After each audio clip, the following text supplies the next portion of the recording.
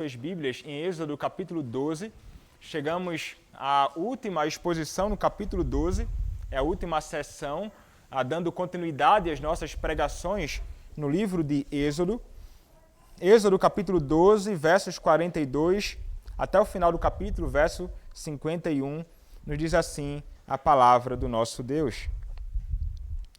Verso 43, melhor dizendo. Diz assim a palavra do Senhor, 43 a 51. Disse mais o Senhor a Moisés e a Arão: Esta é a ordenança da Páscoa. Nenhum estrangeiro comerá dela, porém todo escravo comprado por dinheiro, depois de o teres circuncidado, comerá dela. O estrangeiro e o assalariado não comerão dela. O cordeiro há de ser comido numa só casa. Da sua carne não levareis fora da casa, nem lhe quebrareis o osso nenhum. Toda a congregação de Israel fará. Porém, se algum estrangeiro se hospedar contigo e quiser celebrar a Páscoa do Senhor, seja-lhe circuncidado todo macho, e então se chegará e observará, e será como natural da terra, mas nenhum incircunciso comerá dela. A mesma lei haja para o natural e para o forasteiro que peregrinar entre vós. Assim fizeram todos os filhos de Israel, como o Senhor ordenara a Moisés e a Arão, assim fizeram. Naquele mesmo dia, tirou o Senhor os filhos de Israel do Egito, segundo as suas turmas. Amém. Podem se assentar, irmãos. Vamos orar ao nosso Deus. Senhor Deus bendito, louvado, Senhor, seja o teu nome pela tua palavra, pela graça, ó Deus, que temos de agora nos reunirmos para adorarmos o Senhor, mas especialmente neste momento para ouvirmos a pregação da tua palavra. Rogo a ti, Senhor, que sejas gracioso comigo, que me uses com intrepidez e ousadia, que me concedas vigor físico, mas, sobretudo, Senhor, vigor espiritual, para ensinar a tua palavra ao teu povo, Pai. Ó Deus, que cada um aqui esteja atento, com os ouvidos bem abertos, coração pronto para receber aquilo que o Senhor tem a nos dar nesta manhã. Que o teu nome seja louvado em tudo, Senhor, é o que te peço, em nome do teu Filho, o Senhor Jesus Cristo. Amém.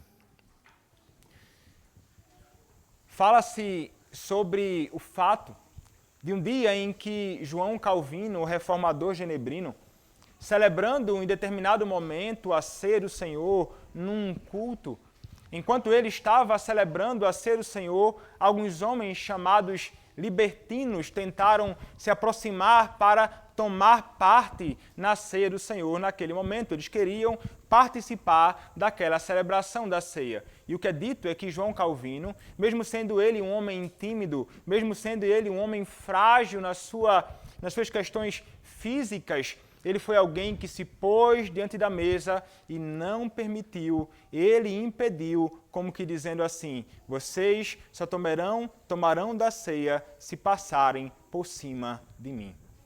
Ele se colocou de fato como alguém que não estava nem um pouco disposto a entregar a ceia do Senhor àqueles que eram libertinos. Homens ímpios que imaginavam que poderiam se assentar à mesa do Senhor de qualquer jeito. Calvino, consciente de que nem todos podem tomar parte em alguns sacramentos da Igreja do Senhor, como no caso da própria ceia do Senhor naquela ocasião, então ele toma uma postura séria, porque ele está consciente de quão sério é aquele momento e daquilo que o Senhor também exigia dele como ministro da palavra e dos sacramentos.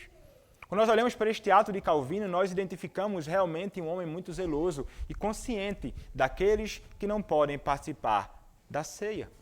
Quando nós olhamos para este caso, este exemplo do próprio João Calvino, nós podemos olhar para a Escritura e conseguimos encontrar exemplos desta natureza na Escritura, tanto no Antigo Testamento, como a verdade, a praticada por João Calvino também sendo explicitada no Novo Testamento. Mas, quando nós olhamos para o Antigo Testamento, nós encontramos alguém falando diretamente aquilo que ele quer para o seu povo, no uso daquilo que ele entregou para o seu povo como um sacramento na antiga dispensação. E nós estamos aqui pensando no Israel de Deus, a igreja de Cristo no Antigo Testamento, quando da libertação do cativeiro egípcio. Nós temos visto aqui como o Senhor Deus, ele tem graciosamente agido em favor do seu povo e como ele tem ali revelado e revelou na realidade o seu grande amor para com o seu povo e a sua grande insatisfação com os homens maus, sobretudo o faraó, que estava ali escravizando o seu povo amado. Mas vimos que o Senhor, depois de várias advertências, depois de várias manifestações de juízo sobre os egípcios, o Senhor então vem com a última praga e a mais dura das pragas, com a morte dos primogênitos. Quando o Senhor então cai, com a manifestação e a maior expressão da sua ira sobre o Egito, ferindo todos os primogênitos, até mesmo o filho do próprio faraó, então faraó, ele não pode mais suportar, ele deseja que eles saiam, eles devem ir embora, ele não suporta mais aquele povo no seu meio. E assim o Senhor revela o seu ato gracioso e o seu grande amor com o seu povo ao libertá-los do cativeiro egípcio. E aqui nós estamos diante deste povo que está agora peregrinando, este povo saindo, este povo liberto, este povo agora consagrado ao seu Deus, como nós vimos na última exposição. De pessoas que foram arrancadas do Egito, não mais para viver como os egípcios, que foram arrancados daquele cativeiro para viverem para o próprio Senhor. E nós então pensamos, inclusive, sobre o fato de que aqueles que foram retirados do cativeiro egípcio, libertados ali através da bendita obra da redenção, aponta para a mesma verdade que nós que conhecemos a Cristo um dia experimentamos. Nós também estávamos presos no cativeiro do pecado. Éramos, como diz o apóstolo Paulo em Efésios capítulo 2, por natureza, filhos da ira, filhos da perdição, como também os demais. Mas o Senhor, então, um dia fez com que a sua luz brilhasse em nossas trevas e nós fomos, então, retirados do cativeiro do pecado e transportados para o reino do Filho do seu amor. Fomos redimidos por Cristo. Fomos salvos por Ele. Fomos resgatados para vivermos para Ele. Agora, numa vida de santidade. Mas então, estes que foram redimidos pelo Senhor são aqueles que peregrinam e, como todos aqueles que peregrinam neste mundo, estão mergulhados e envolvidos com aqueles que não são do povo. E esta é a realidade do povo do Senhor naquele momento. O povo do Senhor estava saindo do Egito e nós vimos, como ensina o verso 38 do capítulo 12 de Êxodo, que saiu um misto de gente junto ao povo do Senhor. E nós vimos o que isso significa. Um misto de gente envolve egípcios. Envolve, provavelmente, pessoas que eram cativas no Egito e que saíram junto ao povo do Senhor por ocasião da sua libertação. Eram aqueles que não eram povo junto àqueles que eram povo, aqueles que não estavam no relacionamento pactual com Deus, juntando-se àqueles que estavam no relacionamento de aliança, de pacto com o próprio Senhor. O Senhor, então, consciente desta realidade, irmãos, vai, então, apresentar mais alguns elementos importantes no que diz respeito ao sacramento da antiga dispensação, no que diz respeito à própria Páscoa. Nós sabemos que a Escritura nos mostra que haviam 2 sacramentos no Antigo Testamento, e apenas 2, ordenados pelo próprio Senhor Deus. Quais eram? A Páscoa, ordenada pelo próprio Senhor, era o alimento sacramental do povo de Deus na antiga dispensação, bem como a circuncisão, um outro sacramento da antiga dispensação, ordenada pelo próprio Senhor, como aquilo que marcava aqueles que eram do próprio povo de Deus, aqueles que estavam numa aliança com Ele. Então, há a circuncisão como elemento que marca aqueles que são do povo e o elemento do sacramento da Páscoa como aquele alimento para este povo que fora circuncidado. Encontramos correspondentemente 2 sacramentos também no Novo Testamento. Não mais do que isso. Apenas 2. Quais são? A ceia do Senhor e o batismo. que correspondem diretamente à mesma realidade que a própria Páscoa e a circuncisão. A ceia apontando para o fato de que alguém pertence ao povo do Senhor e trata-se então do alimento sacramental e espiritual do povo de Deus. E o batismo como aquilo que marca a entrada da pessoa nesta realidade e que dá então condições e direito à pessoa então de participar da própria ceia do Senhor Jesus Cristo. Mas nós notamos aqui que o próprio Senhor ele vai nos apresentar algumas questões que são fundamentais neste processo. E ele vai nos dizer que há aqueles que são excluídos de participarem deste sacramento.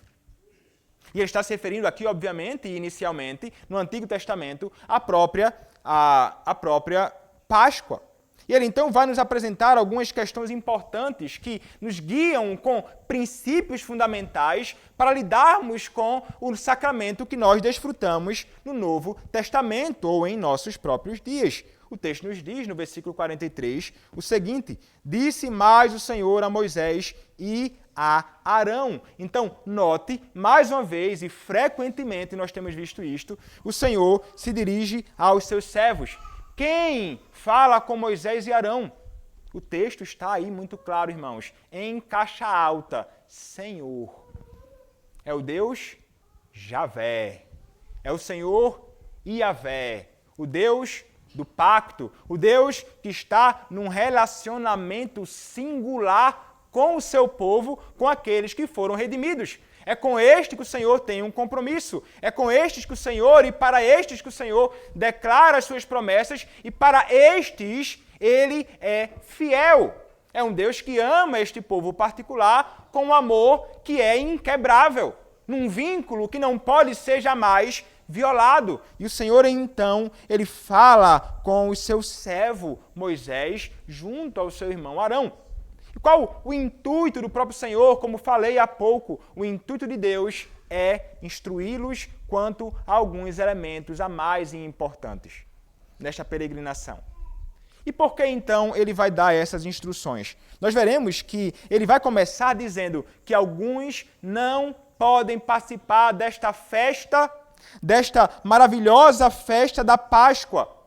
O que era então a Páscoa? A Páscoa servia naquele contexto como um memorial de libertação do Egito. Eles foram resgatados do Egito. E a Páscoa, então, os fazia recordar-se deste grande momento em que o Senhor passou com a sua ira sobre a casa dos egípcios, do seu povo, daqueles que haviam melado as ombreiras das suas portas com o sangue do cordeiro, e não feriu o seu povo, mas feriu os egípcios, libertando então o seu povo do cativeiro. Mas então tratava-se de um memorial da libertação que eles experimentavam. E tratava-se de algo que deveria ser celebrado apenas por quem fazia parte do povo. Isso é muito interessante. Mas ele vai nos dizer o seguinte, que esta é a ordenança da Páscoa, e ele acrescenta um elemento fundamental: nenhum estrangeiro comerá dela. E o verso 45 diz: o estrangeiro e o assalariado não comerão dela. Então perceba, este sacramento, esta refeição sacramental não era para todo mundo. E por que razão, então, ele está dizendo isto? Olha, este não pode, aquele não pode, somente quem é do povo. Nesta primeira declaração dele. Porque, como nós vimos, há um misto de gente misturada com o povo do Senhor. O Senhor, então, tem que explicitar uma distinção que é fundamental nesta ocasião aqui. E a instrução é justamente por causa disto. O verso 38 nos declara que haviam outras pessoas que não eram do povo. Um misto de gente. Quando nós olhamos para isto aqui, nós percebemos que o Senhor, ele, semelhantemente a João Calvino, no seu ato de impedir que os libertinos se associassem à mesa do Senhor, por outras razões, obviamente, naquele momento, mas ele certamente não considerava aqueles libertinos como do povo, o Senhor então vai dizer: este elemento, este sacramento, é somente para aqueles que estão em comunhão comigo. Isso nos ensina coisas com respeito aos nossos dias também, irmãos. Quem são aqueles que participam da mesa do Senhor? Quem são aqueles que podem assentar-se à mesa do nosso Deus? E nós sabemos, somente aqueles que realmente estão em comunhão com a Igreja de Cristo. Somente aqueles que conhecem e reconhecem Cristo como seu Senhor e Salvador.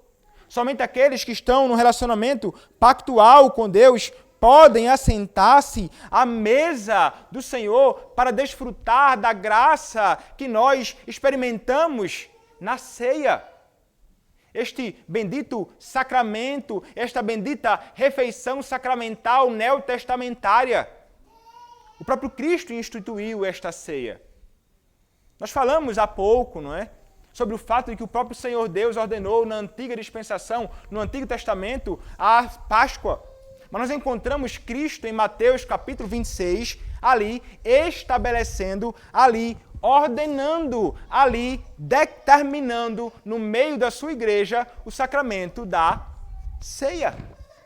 Ele, semelhantemente a Deus o Pai, tem todo o poder e toda a autoridade para estabelecer isto. E ele faz exatamente isto na ocasião da celebração da Páscoa, mostrando-nos a transição que há então da Páscoa para a celebração da ceia, que não era mais com o derramamento do sangue de um cordeiro qualquer, mas através da celebração, comendo-se um pão e bebendo então do vinho. Então ali nós notamos que esta realidade, e há muitos paralelos aqui interessantes daquilo que era celebrado naqueles dias e daquilo que acontece também em nossos dias. Então, daí está a nossa postura quando nós nos dirigimos àqueles que estão diante de nós por ocasião da celebração da ceia. Nós temos de dizer, você não pode participar. Você não pode se assentar à mesa do Senhor. Nem todos podem. E por que razão fazemos isto? Porque a própria Escritura nos chama a isto. O próprio Senhor Jesus Cristo ensinou na Escritura e o próprio apóstolo Paulo nos mostra em 1 Coríntios, capítulo de número 11, a realidade de que aqueles que deveriam participar deste momento são aqueles que estão em plena comunhão com Cristo e com a igreja do nosso Senhor e Salvador Jesus Cristo.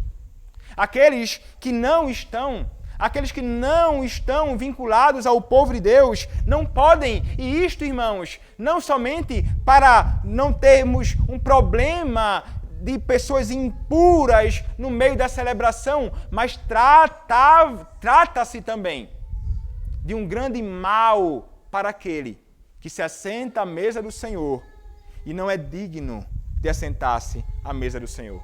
Trata-se de juízo que haverá de cair sobre aqueles que não discernem o corpo de Cristo. Juízo sobre aqueles que não estão de fato em Cristo. O ímpio, imaginando que se beneficiará em assentar-se à mesa do Senhor, está pensando errado. Porque não haverá nenhum tipo de benefício se você que não conhece a Cristo assentar-se à mesa de Cristo. Você recebe juízo para si. Você se torna réu do sangue e do corpo de Cristo. É isso que o próprio apóstolo Paulo nos ensina. Leia lá 1 Coríntios capítulo 11 e você vai ver essa declaração sendo feita de modo muito explícito. E é interessante sabermos, porque o texto vai nos dizer que haviam ali, naquele contexto, não poucos que dormiam. Nós sabemos que trata-se de um eufemismo, irmãos. Dormir aponta para o fato de que muitos morriam por assentar-se e participarem da ceia do Senhor indignamente. A ceia, então, não é para todos, indiscriminadamente, ainda que todos os homens, independentemente da sua raça, nacionalidade ou o que seja, sejam chamados para participar. Trata-se de um elemento e um sacramento, um alimento sacramental para aqueles que são do povo de Deus. É lamentável vermos muitas igrejas por aí, cedendo e sujeitando-se ao politicamente correto. Há igrejas por aí, e você não se admire disto, há igrejas por aí que qualquer pessoa pode participar. Não foi batizado, não crê em Cristo, mas quer participar. Vem. Homossexual, um casal, declaradamente homossexual, 2 homens, 2 mulheres, chegam numa igreja, muitas igrejas dizem, venham para cá, não é a nossa mesa, é a mesa do Senhor, assente-se, participe, não se escandalize, é fato, isso acontece em muitos contextos, veja que coisa terrível. Isso é tido como uma demonstração de amor pelas pessoas. Não posso discriminar, eu amo a todos, mas na realidade trata-se de uma grande manifestação de perversidade. Porque eu estou colocando em risco até mesmo a alma daqueles que se assentam à mesa do Senhor quando são indignos de participarem da mesa do nosso Deus. Então não podemos conceber e chamar de amor aquilo que a Bíblia não declara que é amor. Somente aquilo que Deus ordena, somente o modo prescrito por Deus, e somente aqueles que procuram andar e praticar aquilo que é ordenado pelo próprio Senhor, demonstram de fato, na vida e na adoração pública, como na administração do sacramento, um amor real pelas almas das pessoas. Não podemos considerar isto como algo interessante e bom, que está adequado ao tempo dos nossos dias, à nossa época. Não, irmãos, nós não podemos nos conformar aos pensamentos deste século. Nós devemos nos conformar à Escritura. Nós devemos nos conformar às palavras de Cristo. Nós devemos nos conformar à sua vontade. Não a vontade mesquinha, não a vontade maligna dos homens. Portanto, nem todos podem, nem todos devem se assentar. Eu fiz isso, eu pequei contra o Senhor e então ele se autodisciplina, ele diz, eu não vou participar. Como assim? É interessante porque quando nós olhamos para a instrução bíblica apresentada pelo próprio apóstolo Paulo em 1 Coríntios capítulo 11, ele diz, examine-se a si e coma. Examine-se a si e tome.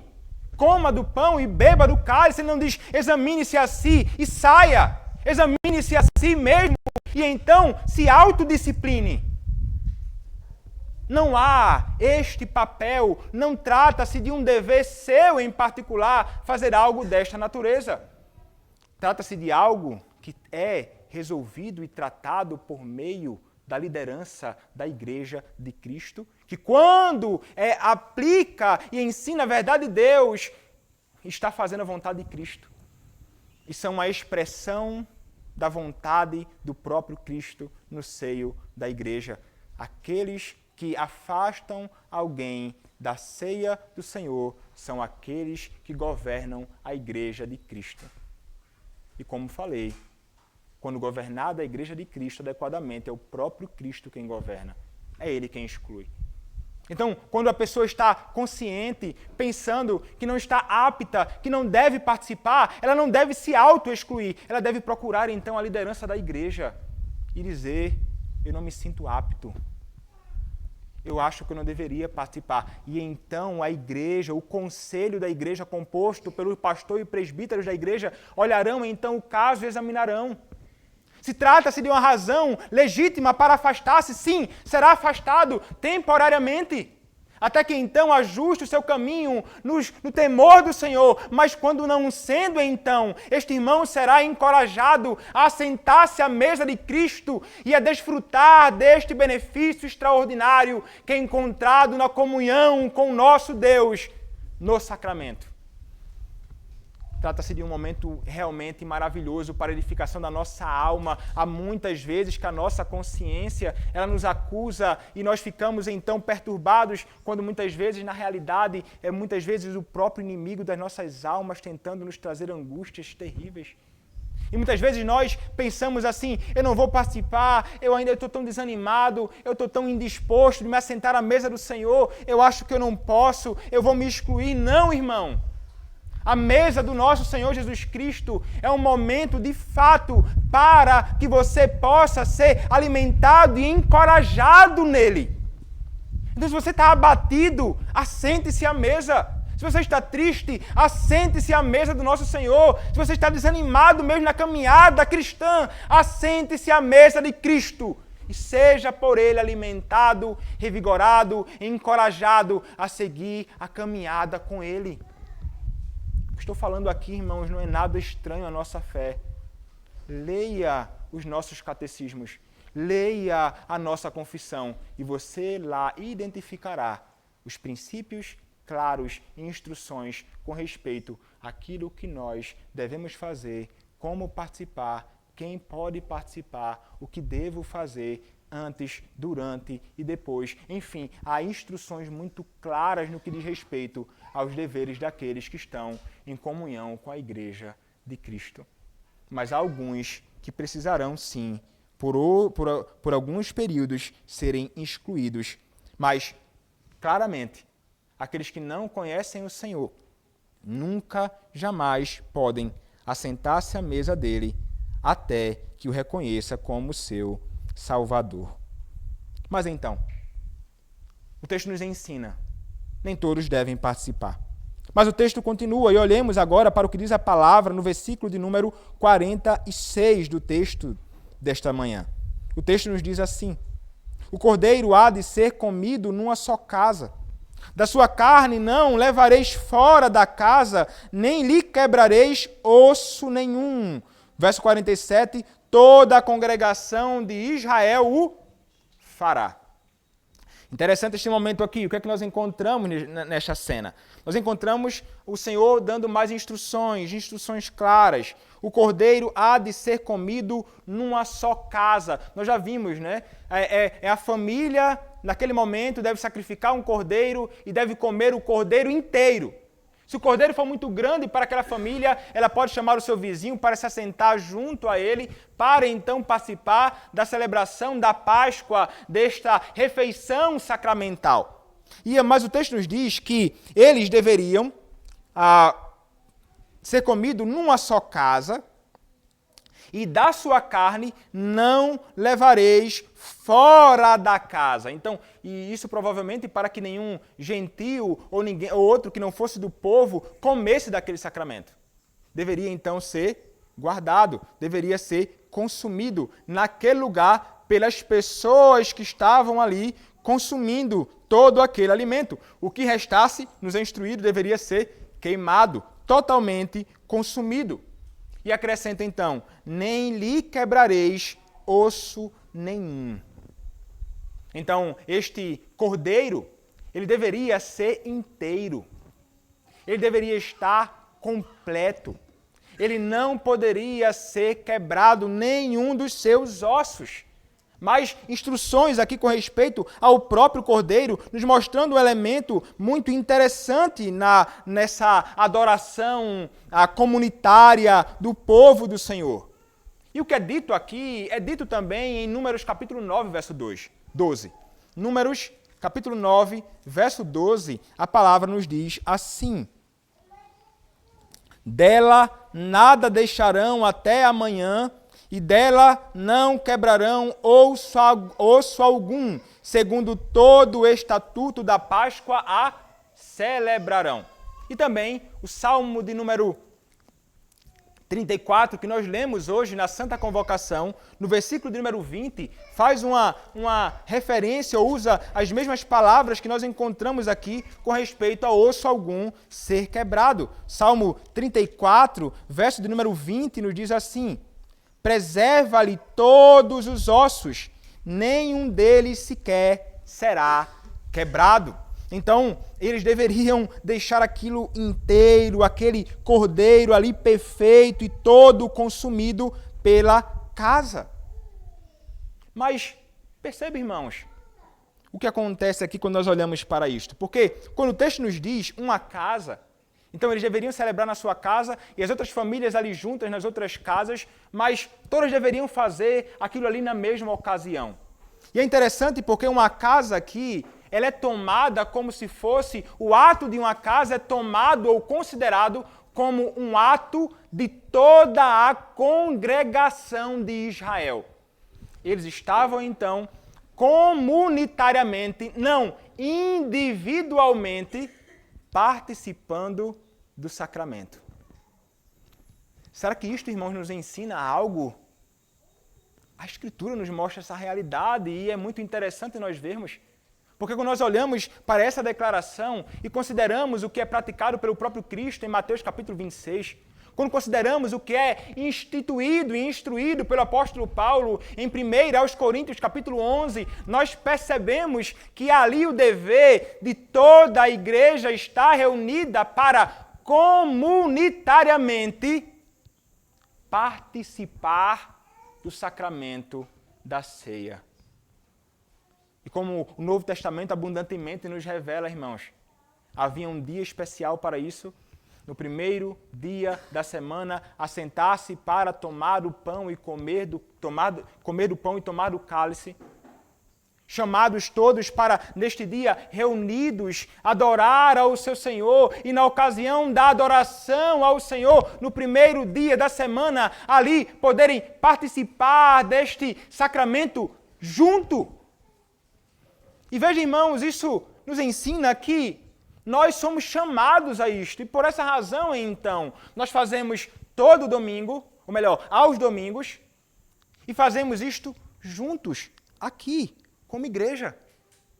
E veja, eles deveriam participar disso junto, irmãos, porque eles foram resgatados pelo Senhor e foram resgatados pelo Senhor juntos.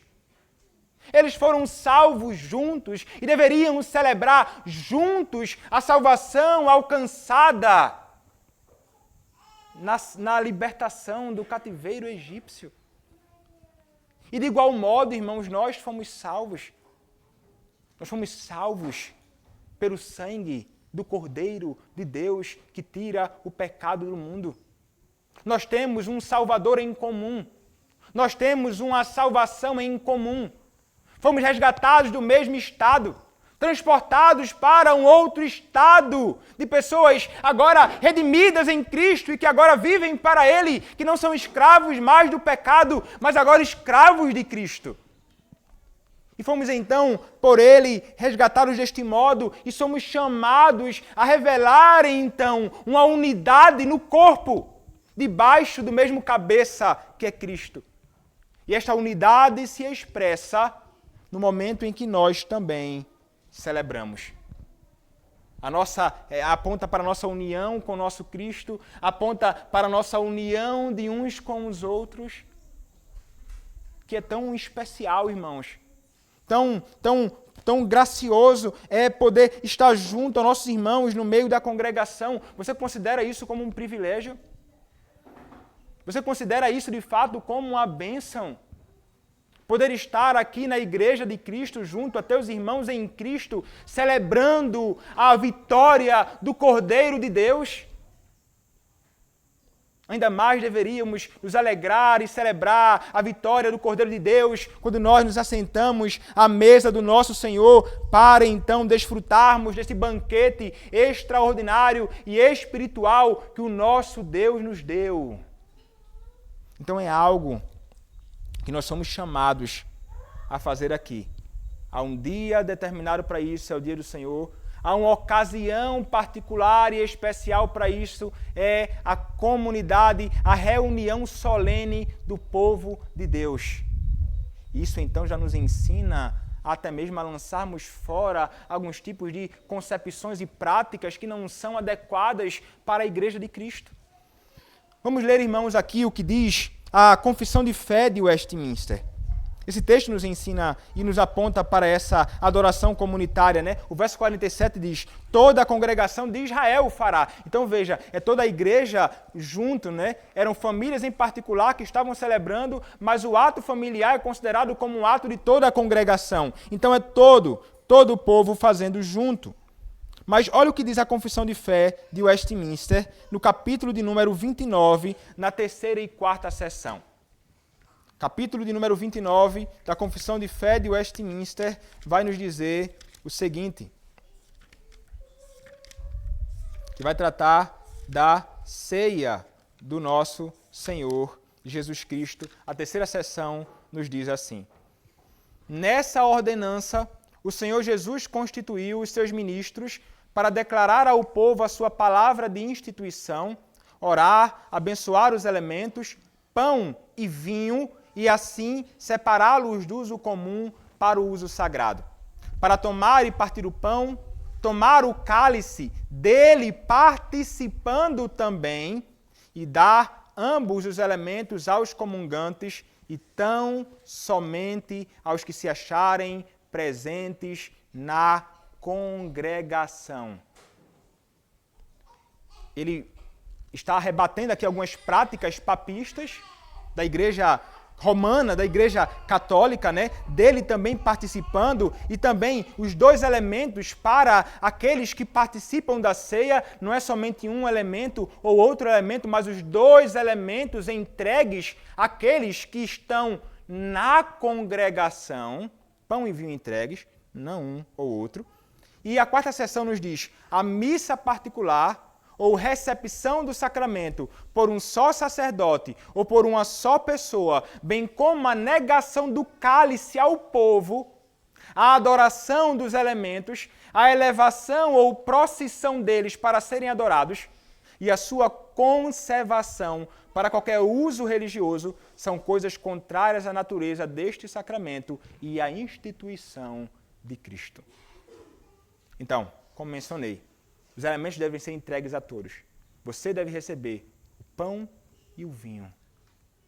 Eu, como ministro, receber o pão e o vinho, entregando a todos este elemento consagrado. É o que nos é apresentado em toda a Escritura. A prática de fazer diferente, como na igreja romana ou papista, é totalmente contrária à Escritura. Mas eu quero tratar sobre algo que acontece no meio de muitas de nossas igrejas. Eu não sei se você já participou disso. Mas é aquela ideia de levar a ceia para alguma pessoa em particular na sua casa. Acontece geralmente durante a semana.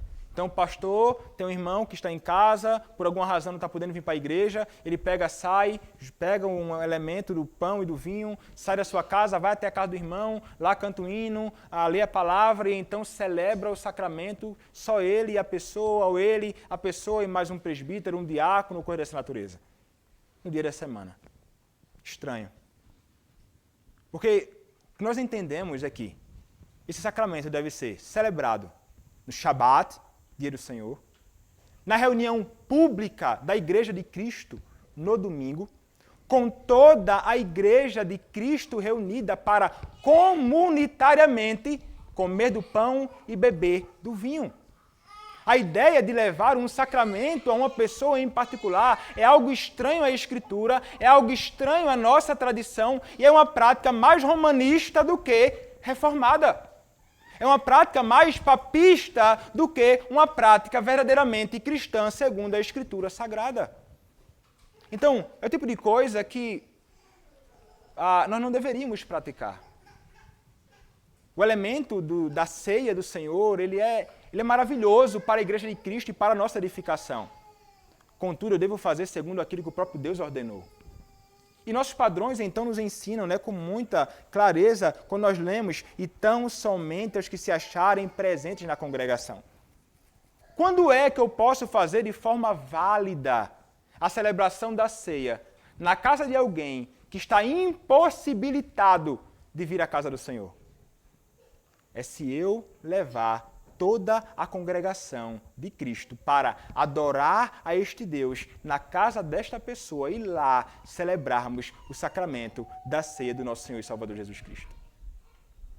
Entendo que trata-se da única forma adequada de fazermos algo assim. Não podemos, irmãos, no intento de alguma forma trazer algum tipo de consolo ou bem para alguém, imaginando que podemos abençoar e trazer um bem para alguém, fazendo aquilo que é contrário ao que é prescrito pelo nosso próprio Senhor. Não podemos rogar a bênção de Deus para algo que Ele não ordenou. É estranho nós suplicarmos e pedirmos, Senhor, abençoa isso aqui, quando o Senhor diz claramente que isto é abominável para Ele, que é reprovado por Ele, que não é ordenado por ele. Então, nós devemos atentar para a revelação bíblica e para que aquilo que ensina a Escritura para nós é deste modo que nós devemos caminhar. E estejamos conscientes, irmãos, de que aqueles que não podem, por alguma razão, participar da mesa do Senhor aqui junto ao povo de Deus, o Senhor, em sua providência, através dos demais meios de preservação, edifica e nutre a alma dessa pessoa. Quais são os meios de preservação, ou os meios de graça que o nosso Senhor nos deu?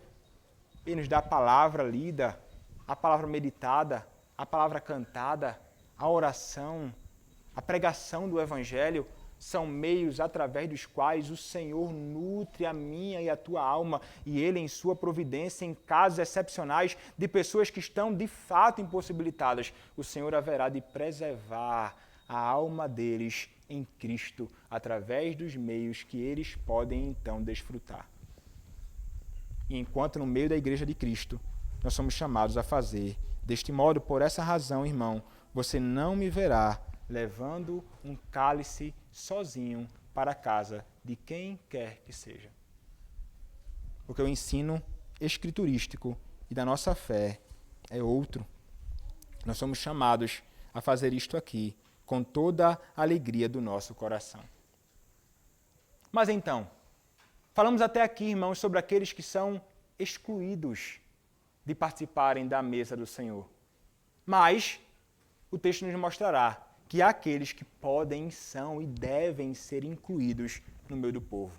O texto nos diz assim, verso 48 e 50, 48 e 49. Porém, se algum estrangeiro se hospedar contigo e quiser celebrar a Páscoa do Senhor, seja-lhe circuncidado todo macho, e então se chegará e a observará, e será como o natural da terra, mas nenhum incircunciso comerá dela. A mesma lei haja para o natural e para o forasteiro, que peregrinar entre vós. Perceba, ele disse antes, não é? Olha, o estrangeiro não pode, ninguém desses pode, só quem é do povo. Porém, se algum estrangeiro se hospedar contigo e quiser participar da Páscoa, lá no verso anterior que nós pulamos, né? O verso 44 diz, porém, todo escravo comprado por dinheiro, depois de o ter circuncidado, comerá dela. Então perceba que há aqui uma forma de outros que não são do povo participarem da mesa do Senhor. E através de receberem o sinal e selo do pacto da graça, que é a circuncisão. Isso no Antigo Testamento. Nós lemos hoje, irmãos, não foi sem propósito, né? Lá em Gênesis capítulo 17. A ocasião em que o próprio Senhor Deus ele institui a circuncisão. E ele vai dizer que não é somente para aquele que é natural da terra ou do povo, mas aquele comprado com dinheiro, aquele que é de fora, deveria ser circuncidado e então poderia ser considerado como povo de Deus na antiga dispensação. Aqui então, irmãos, nos é revelado um princípio fundamental e que é indispensável. Nós devemos entender que se alguém deseja, naqueles dias, participar da Páscoa, deve receber isso, né? É receber a circuncisão. E nós sabemos, e nós já aprendemos aqui, que a circuncisão ela é correspondente ao que nós temos por batismo no Novo Testamento. O próprio apóstolo Paulo vai nos ensinar essa realidade. Colossenses capítulo 2, versos 11 e 12, nos ensina o seguinte. Colossenses capítulo 2, versos 11 e 12, a palavra do Senhor nos ensina assim. Nele também fostes circuncidados, não por intermédio de mãos, mas no despojamento do corpo da carne, que é a circuncisão de Cristo, que pode ser traduzida aqui por circuncisão cristã. Quando essa circuncisão cristã aconteceu? Verso 12. Tendo sido sepultados juntamente com ele no batismo. No batismo. Qual é a circuncisão cristã, irmãos? Qual a circuncisão que nós participamos? É o batismo. E então, assim como para alguém de fora do povo ser considerado como povo, precisava ser circuncidado, para que alguém hoje possa ser tido como do povo de Deus, membro da igreja do nosso Senhor e Salvador Jesus Cristo, ela tem de ser batizada. Tem de receber sobre si o sinal e selo do pacto da graça, que não envolve mais um derramamento de sangue, como envolvia a circuncisão. Porque tudo aquilo apontava para Cristo. Em Cristo encontrou o seu cumprimento. Mas agora é através do derramamento de água sobre a cabeça, apontando para a bendita obra do Espírito Santo de Deus que desce sobre nós, dando-nos vida, purificando-nos, resgatando-nos, transformando-nos. Mas quem são estes que são batizados? Certamente, irmãos, e deveria ser, mas nem sempre é. Há no meio de trigo joio, há aqueles que são batizados, mas não são verdadeiramente sinceros, não são realmente do povo. Mas para que estes fossem circuncidados, eles precisavam expressar a sua fé no Deus de Israel, um único Deus vivo e verdadeiro. E então, uma vez expressando a fé neste Deus, eles eram então admitidos através da circuncisão no meio do povo. E como é que acontece então hoje? Você deve, de igual modo, expressar a sua fé na pessoa do Filho de Deus, o Senhor Jesus Cristo.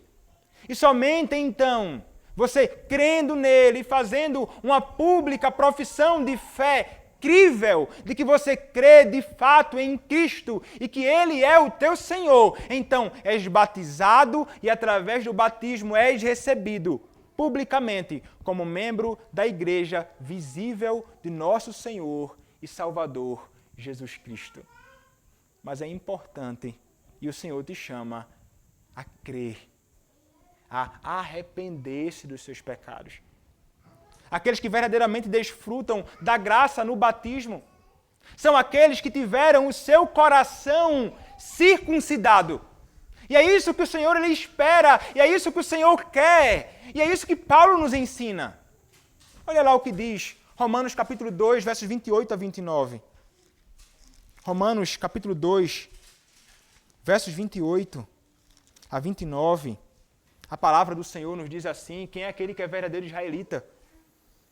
Porque não é judeu quem o é apenas exteriormente, nem é circuncisão a que é somente na carne. Porém, judeu é aquele que o é interiormente, e circuncisão a que é do coração no espírito, não segundo a letra, e cujo louvor não procede dos homens, mas de Deus. A circuncisão que importa para o Senhor é a circuncisão do coração. Ismael fora circuncidado no Antigo Testamento. Ele não era um eleito de Deus. A circuncisão por si não salva ninguém. O batismo por si não salva absolutamente ninguém. Nós temos o caso de Simão. Foi batizado. O que é dito sobre ele?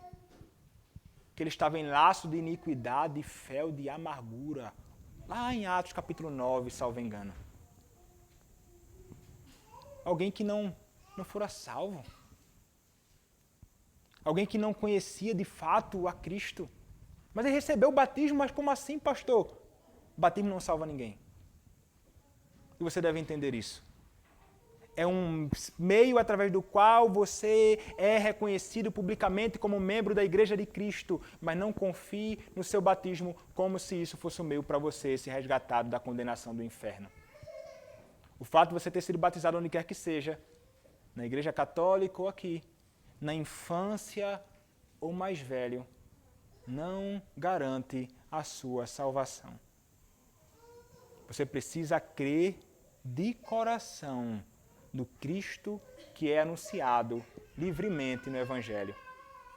E é este Cristo, crianças, jovens, adolescentes, vocês que foram batizados na infância, não imaginem que o sinal e selo do pacto da graça que vocês receberam na sua infância garantem para você a eternidade. Você pode ter sido batizado, não crer em Cristo, e o que pode te aguardar é a eternidade, mas no inferno. Quão terrível será? Quão terrível será você ter sido batizado e não ter sido verdadeiramente alcançado por Cristo? Quão terrível será? Você precisa crer no Cristo que é anunciado, crer no Evangelho, arrependido do seu pecado, voltando-se para Ele, e nele então você encontrará salvação. Você precisa que o seu coração seja circuncidado. Você precisa que o seu coração seja dele arrancado este coração de pedra de ti e dado a ti um coração de carne. É necessário que você nasça de novo. Mas, irmãos, ainda assim, enquanto peregrinamos neste mundo, a realidade é esta. Nós sabemos o que é requerido para ser membro da Igreja de Cristo e para participar do sacramento. É o batismo hoje, para que então possa tomar assento à mesa do Senhor. E veja que maravilha, irmãos. Era só para o povo, mas agora, não apenas para o povo de Israel. Aquele que é gentil é considerado como sendo do povo. O texto nos diz assim o texto: seja-lhe circuncidado todo macho, e então se chegará, e a observará, ou seja, participará da Páscoa, e será como um natural da terra. Não haverá mais distinção. Ele é israelita, é mais importante do que eu. Não! Eu sou como um do povo. Eu sou um verdadeiro israelita. Então, que maravilha, irmãos. Isso aponta para a realidade já do fato de que o Senhor haveria de incluir de todos os 4 cantos da terra pessoas de toda tribo, língua, povo e nação no meio do seu povo. E isso, irmãos, nos envolve. Porque nós podemos, então, ser considerados como povo, porque nós podemos nos assentar à mesa do Senhor, porque esse Deus, que é abundante em misericórdia e graça, estendeu os seus braços para incluir miseráveis pecadores como eu e você, que não éramos povo, mas somos hoje povo, graças à obra bendita do nosso Senhor e Salvador, Jesus Cristo. Porque para que você possa ser considerado como povo, para que você possa ser, de fato, membro da Igreja de Cristo, para que você possa, de fato, desfrutar do meio de graça que Deus nos dá, não se dá por raça, mas por graça. Não por raça, etnia, cor da pele, condição financeira, status, profissão, se é homem ou se é mulher, mas por graça. E graça, irmão, significa de fato favor imerecido. Não merecíamos ser salvos. Não merecemos participar da mesa do Senhor. Não somos dignos. Ninguém aqui é digno, nem eu nem você, de assentar-se à mesa do Senhor. Mas Ele nos concede a graça. Que graça abundante! A graça do nosso Senhor. De não somente nos resgatar da condenação do inferno, mas de nos dar a graça de desfrutarmos nesta bendita comunhão um pouquinho daquilo que um dia desfrutaremos na glória eterna, quando nós cearmos com o nosso Senhor. Que maravilha, irmãos! O que é isto, senão graça abundante de um Deus que é abundante em graça e que estende então isso para eu, para mim, para você, para todos nós.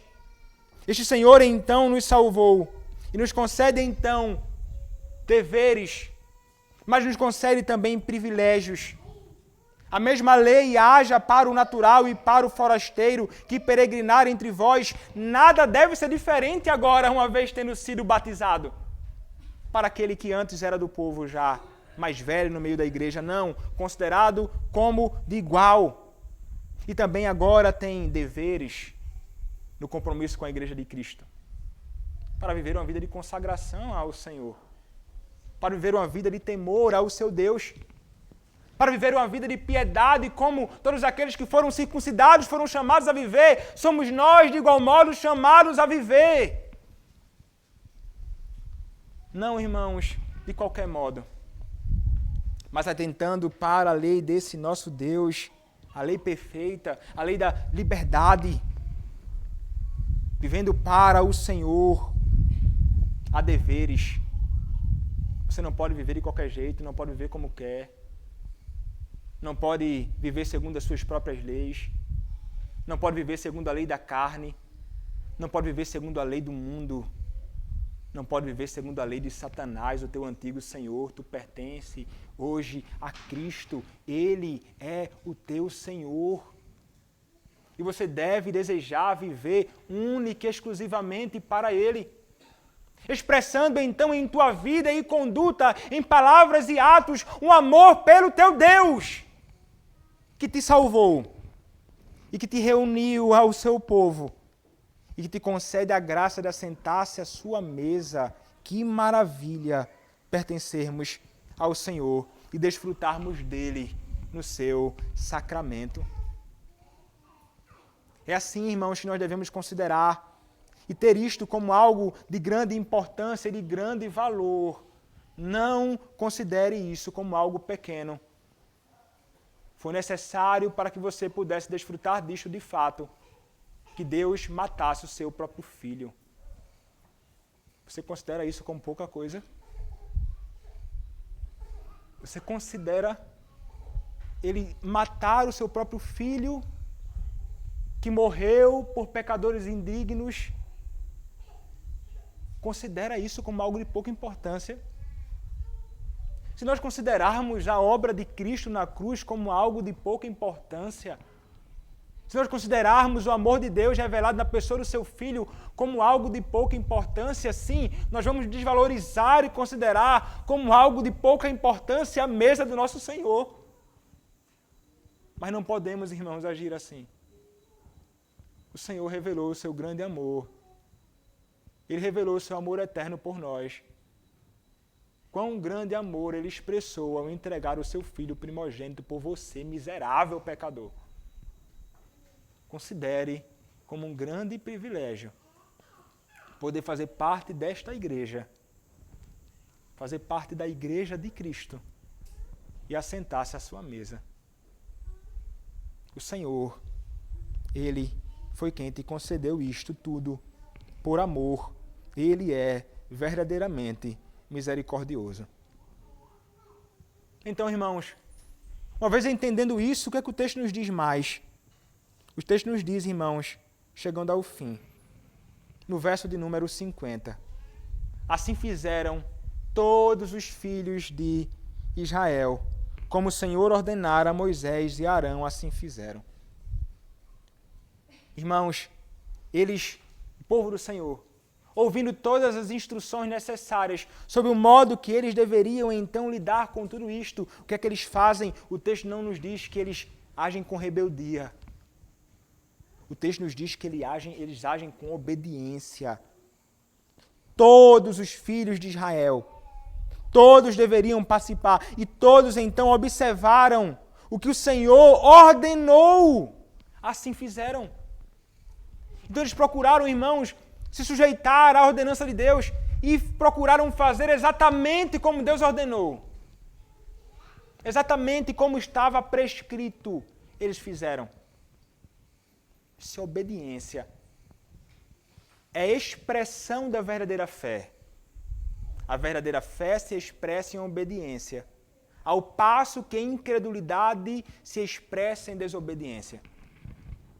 Se nós temos verdadeira fé no Senhor, nós vamos obedecer às suas ordenanças. Nós vamos obedecer aos seus mandamentos e nós faremos exatamente como está prescrito. Não podemos, irmãos, fazer diferente. Não podemos fazer diferente na ceia do nosso Senhor. O que Ele ordenou, irmãos? Olha a Escritura. Leia lá esses textos. Mais uma vez, eu vou repetir. Leia lá Mateus 26. Leia 1 Coríntios capítulo 11 inteiro. Leia ainda o capítulo 10, que vai tratar ainda sobre isto.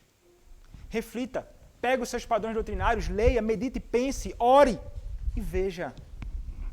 O Senhor nos declarou um modo muito preciso e não podemos fazer diferente. Não podemos dar lugar às nossas preferências. Não podemos dar lugar e espaço aos nossos temores. Não devemos de forma alguma sujeitar a vontade do Senhor aos nossos caprichos.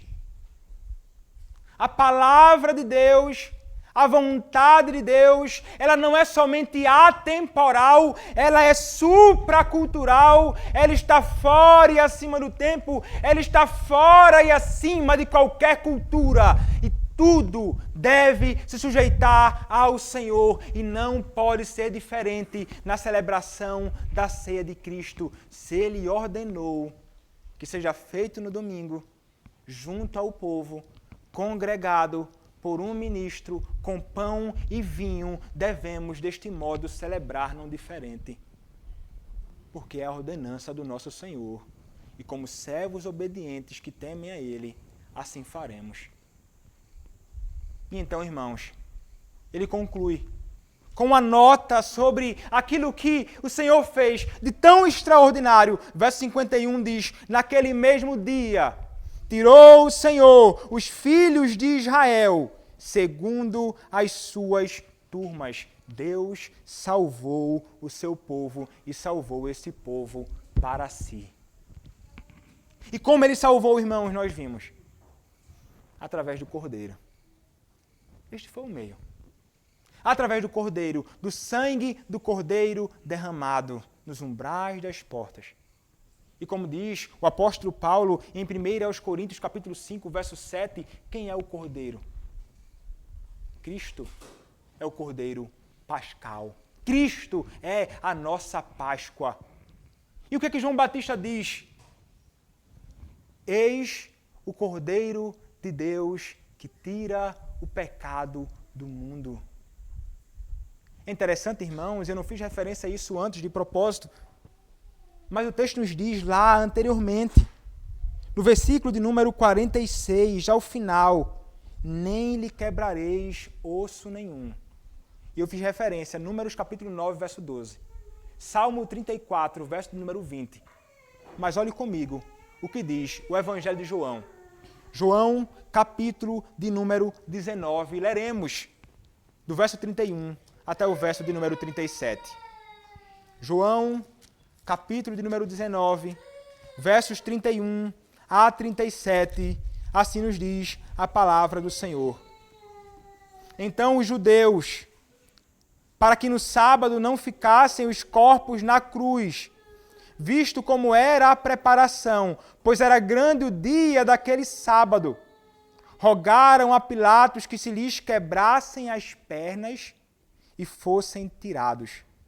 Os soldados foram e quebraram as pernas ao prisioneiro e ao outro que com ele tinha sido crucificados. Chegando-se, porém, a Jesus, como vissem que já estava morto, não lhe quebraram as pernas. Mas um dos soldados lhe abriu o lado com uma lança e logo saiu sangue e água. Aquele que isto viu testificou, o próprio João estava lá, sendo verdadeiro o seu testemunho. E ele sabe que diz a verdade, para que também vós creiais. E isto aconteceu para se cumprir a Escritura: nenhum dos seus ossos será quebrado. E outra vez diz a Escritura: eles verão aquele a quem traspassaram. A Escritura disse: nenhum dos seus ossos será quebrado. Para quem estava apontando isso? Sobre quem a Escritura do Antigo Testamento estava falando, irmãos? Falando sobre Cristo, o Cordeiro. Nenhum dos seus ossos seriam quebrados, e o Senhor, em sua providência, não permitiu. Ele não teve seus ossos quebrados. Um ladrão teve a sua perna quebrada, o outro também teve, mas Cristo não, para que se cumprisse a Escritura, neste Cristo, o Cordeiro, que foi morto, que foi imolado, que derramou o seu sangue para a salvação dos perdidos. Foi este Cordeiro, através do seu sangue, que me salvou e te salvou, para que não recebamos a ira de Deus sobre nós. Ele teve de receber. Ele até se angustiou por isso. Pai, se possível, afasta de mim este cálice, afasta de mim o cálice da tua ira, mas que seja feita a tua vontade. Ele é posto numa cruz. Ele é ali, então, morto. É considerado como maldito, para que eu e você pudéssemos ser resgatados da condenação. Não haverá mais de cair ira sobre nós que fomos salvos por Cristo, porque cremos no Filho de Deus, o Senhor Jesus Cristo. Mas e quanto a você que não conhece a Cristo? Em quem você confia? Você confia em você mesmo? Você acha que, pelo seu próprio esforço, você será salvo? Você imagina que porque é alguém legal, bacana, que não faz mal a ninguém, que isso garante para você a eternidade nos céus? Não imagine isso, porque trata-se de um engano de Satanás. Você precisa crer em Cristo. Ele é o único caminho para a salvação. Ele é o caminho, a verdade e a vida, nos diz a palavra. Não há outro caminho. Qualquer outro caminho que você procurar trilhar, imaginando que vai alcançar a eternidade nos céus, na realidade, esses outros caminhos, que não são Cristo, te levarão à eternidade no inferno. Arrependa-se hoje, creia em Cristo e serás salvo. E terás a graça, então, de desfrutar de Cristo, aqui nesta vida, na bendita comunhão dos santos e para todo sempre, na glória celestial, em novos céus e nova terra, onde a justiça habita, contemplando e desfrutando de Cristo para todo sempre. Quão maravilhoso este dia será. Amém. Vamos orar.